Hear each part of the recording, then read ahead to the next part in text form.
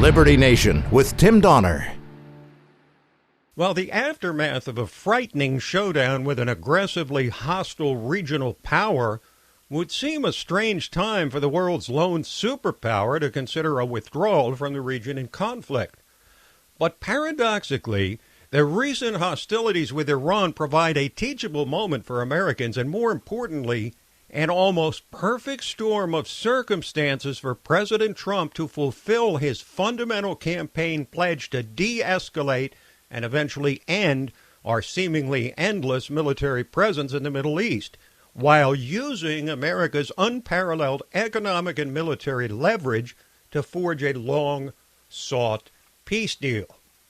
Now, Trump has created three severe pressure points on the Iranians. First, he has projected his own political will to pulverize enemies who attack Americans. Second, he's showcased military might that can wipe out the entire Iranian infrastructure in a matter of hours, and they know it. And third, he's employed U.S. economic leverage by ramping up an already damaging regime of economic sanctions. Now, in pulling off this trifecta, Trump has actually laid the groundwork for a pullback and eventual withdrawal from the Middle East. And he did exactly that in his speech to the nation Wednesday in three basic parts. First, describing the genuine evil of General Soleimani executed in a thunderous drone strike at an Iraqi airfield. Soleimani was personally responsible for some of the absolutely worst atrocities. He trained terrorist armies, including Hezbollah, launching terrorist strikes against civilian targets. He fueled bloody civil wars all across the region. He viciously wounded and murdered thousands of U.S. troops, including the planting of roadside bombs that maim and dismember their victims. In recent days, he was planning new attacks on American targets, but we stopped him. Soleimani's hands were drenched in both American and Iranian blood. He should have been terminated long ago. Trump then went on to describe how the Iranians had played Obama and the U.S. for fools with a nuclear deal that was trashed by Trump. Iran's hostilities substantially increased after the foolish Iran nuclear deal was signed in 2013, and they were given $150 billion, not to mention $1.8 billion in cash. Instead of saying thank you to the United States, they chanted death to America. In fact, they chanted death to America the day the agreement was signed.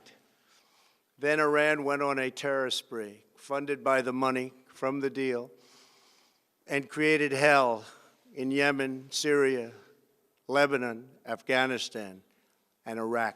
But having now laid out the rationale for the execution of Soleimani and terminating the Iran nuclear deal, Trump voiced his ultimate objective, a new deal with Iran. Iran must abandon its nuclear ambitions and end its support for terrorism. The time has come for the United Kingdom, Germany, France, Russia, and China to recognize this reality. They must now break away from the remnants of the Iran deal, or JCPOA. And we must all work together toward making a deal with Iran that makes the world a safer and more peaceful place. So, what makes the president believe Iran will come to the negotiating table after seeing its top military commander executed? Well, this is where the rubber meets the road. Trump says it's all about leverage in its many forms. We are now the #1 producer of oil and natural gas anywhere in the world. We are independent, and we do not need Middle East oil. The fact that we have this great military and equipment, however, does not mean we have to use it. We do not want to use it. American strength, both military and economic, is the best deterrent. Folks, that right there is the Trump foreign policy. Now, he's not yet declared that he'll remove all U.S. military forces from the Middle East now or in the foreseeable future.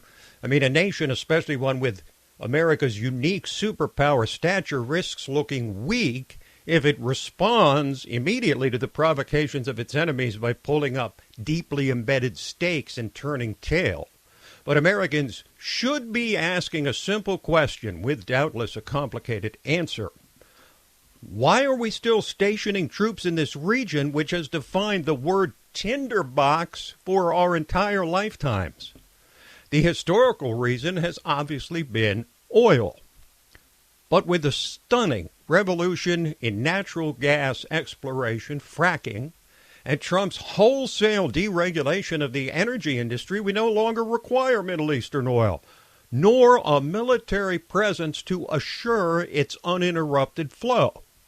Add to that Trump's massive buildup of U.S. military forces, and the president's essential message has been the same as what parents advise their kids about playground bullies. The U.S. will not start conflicts, but will swiftly finish them when provoked. The mullahs of Iran, who've impoverished their citizens for the sake of rebuilding their ancient empire with terrorist proxies across the region, are now well aware that their entire house of cards can be brought down in short order by a president who, unlike the last commander-in-chief, views Iran as a threat rather than a potential regional ally, and will treat it accordingly.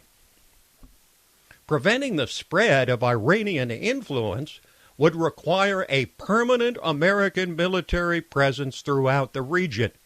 Is that something the American people will continue to tolerate? Is it not beyond time to let Iran, Saudi Arabia, Syria, Russia, China, and all the terrorist groups like Hezbollah fight it out for regional hegemony? After all, they, and no longer the U.S., are the stakeholders who continue to have designs and control of the region. Having now been assured that a hot war between America and Iran is all but off the table, let us not miss this golden opportunity presented by this moment in time, for it holds the potential to launch a new era for a region in perpetual chaos and for America's international standing. The world will be watching.